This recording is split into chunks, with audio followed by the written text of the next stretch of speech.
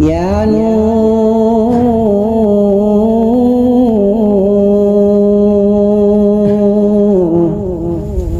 Ya Nur.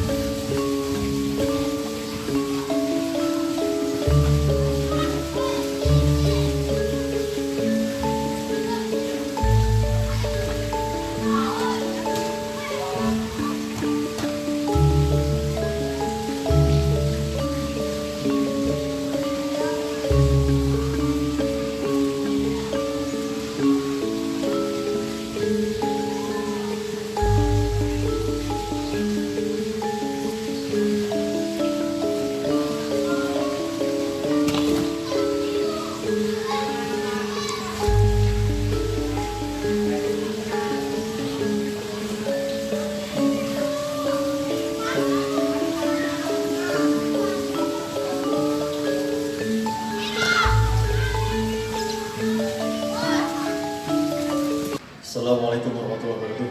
Sahabat seiman, hari ini saya berada di kediaman Cak Warto. Cak Warto itu sebenarnya sahabat saya dulu ketika masih remaja. Setahu saya dulu dia seorang preman, cenderung suka mabuk, ya segala macam dimakan. Tapi Allah balik suasana kebatinannya. Hari ini dia sekarang menjadi ulama yang disegani di sekitar Jabodetabek. Hari ini saya mau silaturahmi. Udah lama kan? Yuk kita ke atas yuk. Yuk.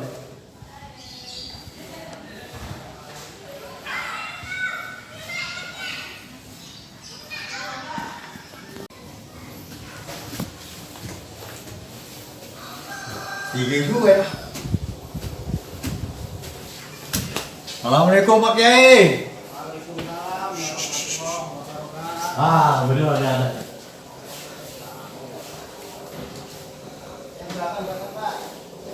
Enggak lu? Ya, masuk. Wah, sehat. Barakallah. Ayo, saya. Teman lama ini. Ya, silakan, Pak. Aduh. Ayo, mau ngopi apa? Cak, kita kan sebagai teman lama nih. Udah lama gak ketemu. Ya. Kangen. Ada berapa puluh tahun saya udah lama gak ketemu nih. Nah, Ada sekitar 10 tahun ya. ya. Dulu ente ya kita tahu lah ente punya masa lalu lah seperti itu. Ya, gimana? Masa lalu ente kelam. Alhamdulillah. Tapi alhamdulillah ente Allah kasih anugerah bisa kembali begini. Banyak tamu ente nih. Banyak orang yang nanya-nanya sama ente. Itu. Oh, ente jadi orang di Segani. Jadi toko di daerah Ciracas dan sekitarnya. Ada yang mau tanya-tanya juga, siapa tahu dapat ilmu nih. Ini Cak Warto. Saya kemarin kalian nanya-nanya, siapa tahu dapat ilmu. Sekarang kan sedang ada apa? Banyak-banyak kontroversi pendapat tuh. Ulama ini dan ulama satu tuh tentang masalah Natal. Ada orang Islam yang mengatakan jangan mengucapkan Natal kepada orang Nasrani. Ada yang membolehkan. Menurut Cak Warto, seperti apa yang harus kita sikapi supaya di masyarakat kondusif tidak terjadi apa-apa? Monggo. Ya. Gini Pak Ahmad. Pak Ahmad tahu saya. Ya, tahu saya. Ya. Apalagi tadi katanya masa lalu saya kelam. Nah, ini saya boleh nggak saya klarifikasi dulu? Boleh. Iya kan, karena hubungan kok tiba-tiba saya Ya. kayak dipandang kayak gimana. Nah, ini yang menurut pandangan Pak Ahmad, masa lalu saya itu kelamnya di mana ini kira-kira? Biar saya bisa koreksi. Saya melihat Cak Warto ini dari dua sisi. Satu sahabat, kedua yang saya maksud Cak Warto ini punya masa lalu yang kelihatan remah-remah ketika Cak Warto sifat kemanusiaan orang belum dapat, ya biasa-biasa aja. Kalau dibandingkan sekarang, ya manusia kan berproses tuh. Dari mulai 1, 2, 3, 4. Semua seperti Umar bin Khattab punya masa lalu. Semua sahabat-sahabat banyak seperti itu. Tapi Allah bagi hidayah seperti terbalik suasana pas dia ini. Yang saya maksud itu cowok. Silakan Pak Cawat, saya tahu Cawat orang yang banyak berkeliling-keliling kemana, silakan. Saya tahu saya dapat manfaat itu. Ini Pak Ahmad. Sekarang juga saya juga enggak beda kayak dulu, sama aja Mak. Saya juga sampai sekarang masih biasa-biasa aja sebagaimana Pak Ahmad ya, masih biasa-biasa aja. Ya terlepas saya dianggap tokoh, dianggap apa, saya nggak ngerti itu.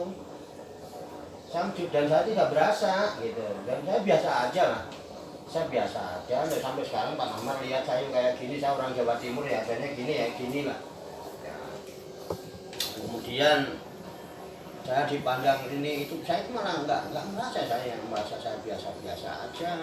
Hanya kebetulan kan orang mandang saya sering ada tamu tuh, nggak pagi, nggak siang, nggak sore, nggak malam, nggak tahu orang mandang saya dukun apa mandang saya apa, saya juga nggak ngerti ya kan gitu.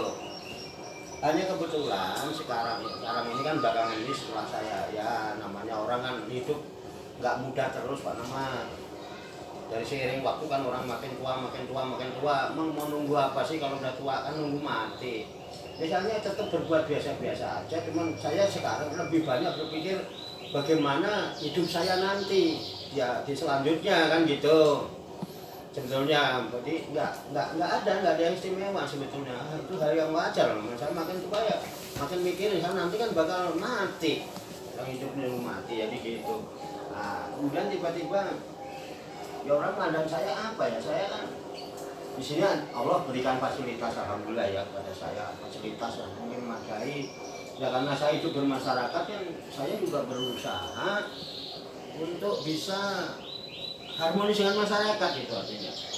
Ya dengan batas kemampuan yang ada ya ikut peduli gitu dengan apa yang diperlukan oleh masyarakat. Sehingga saya berusaha mempersiapkan diri saya itu untuk menjadi khodim. Tahu khodim ya? Pelayan. Jadi pelayan masyarakat, sehingga apa kebutuhan masyarakat saya berusaha untuk melayani sesuai batas kemampuan yang ada pada saya. Hanya kebetulan di sini kemudian tetangga-tetangga ini percaya sama saya, menitipkan putra-putrinya di sini.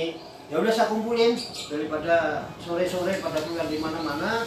Akhirnya saya panggilin, Ustadz nih, biarin dia main sini, mudah-mudahan nanti pulang bisa ngaji, kemudian syukur-syukur jadi anak yang soleh dan solehah. Nah, gara-gara itu mungkin ya, sampai akhirnya sekarang kok ada masalah Pak Nahmar datang sini mempertanyakannya kepada saya, kemudian ke majelis ulama.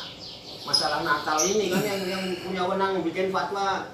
Ini mengucapkan Natal halal atau haram, boleh apa enggak, itu kan MUI dong yang punya menang dong. Kita punya MUI yang dia harus memfatwakan ini halal apa haram, boleh apa tidak. Tapi kalau saya ditanya pribadi ya, secara pribadi saya ya, saya bicara saya bertanggung jawaban.